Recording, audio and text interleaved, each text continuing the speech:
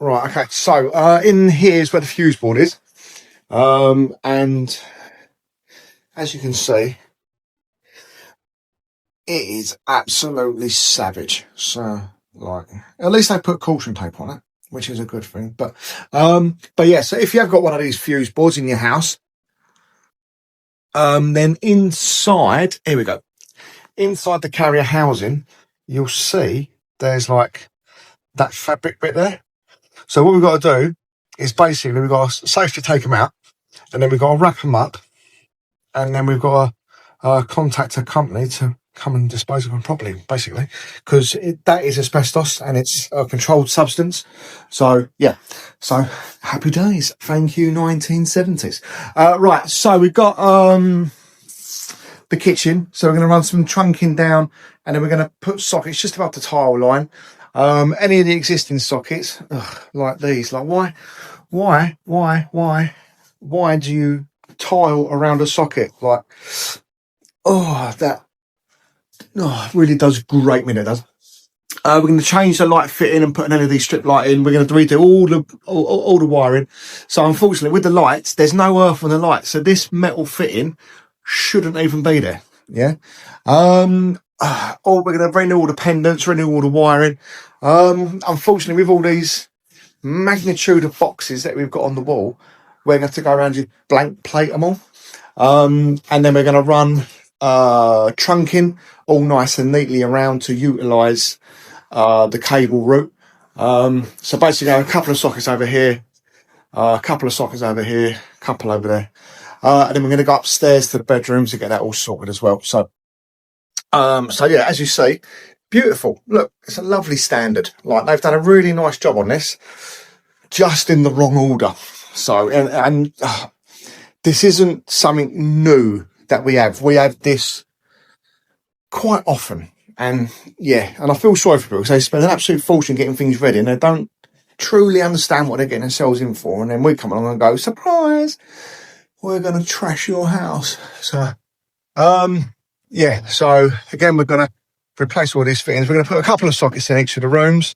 Up here, we're going to try and lift floorboards and utilise that so we can minimise the trunking. But at the end of the day, there's only, they want us to be as less intrusive as possible. So look, we've got no earth on the lights, and we've got metal switches. All right, come on, people. So, and yeah, so it's not a massive house. It'll be a couple of days work, but yeah, so stay tuned for this one. All right, so the other day we did a quick video on this one. So the client had an EICR done and it failed on the wiring, so we had to rewire the whole place, and he wanted no damage to the walls because it's newly painted and whatever. So we come through and we installed all surface mounted gear. I know I'm not a big fan of surface mounted stuff, but sometimes you just got to do what you got to do. If the client specifies that's what they want, then that's what you want. We've tried to make it look as neat as you possibly can, considering it is like surface mounted trunking. So we've got a couple of sockets dotted here, there and everywhere. We've utilised all the old conduits down the walls for the switches. Gone through and put new fixtures in. The kitchen has been, we put the boiler on its own circuit now, it was on the socket circuit.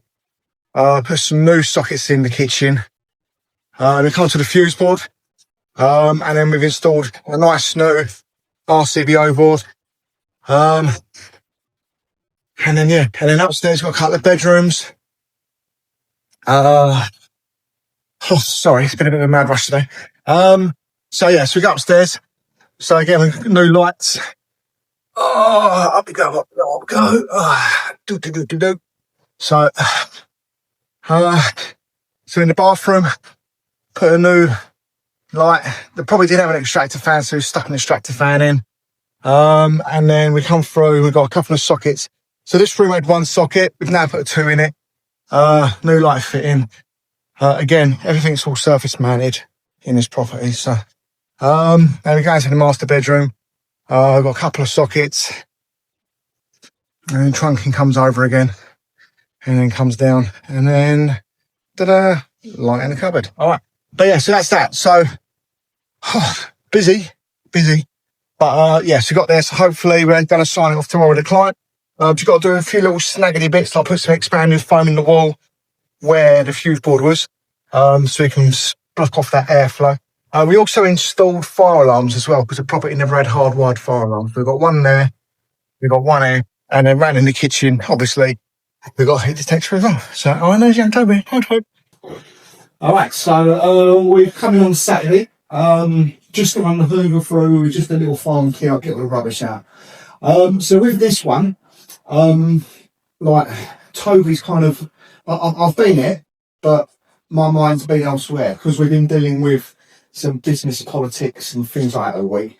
I've not been able to get involved as much as I'm normally doing projects with Toby, so he's kind of like stepped up and really done like a fantastic job this week. So it's really nice to see how Toby's been with us for 3 years now, and he's evolved from someone when he come in and he barely knew what end of a screwdriver to hold, to now being able to do absolutely fantastic work like he's done. One of the things that we teach people in our company how to do is with the trunking.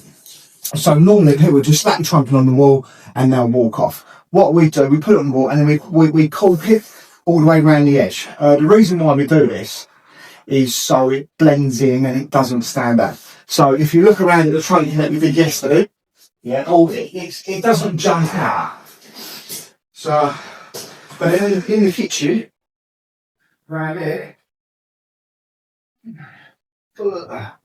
so because this isn't a cupboard, it's kind of like, why bother so much? And when you just slap it on the wall, you have this visible gap where the wall's not level, or it's not straight, or it's uneven because of the architecture, and you can see a shadow gap. And because you've got that shadow gap, it makes the trunking jump out of you. So a little bit of caulk helps to conceal it. So, but yeah, so massive thanks to Toby on this one.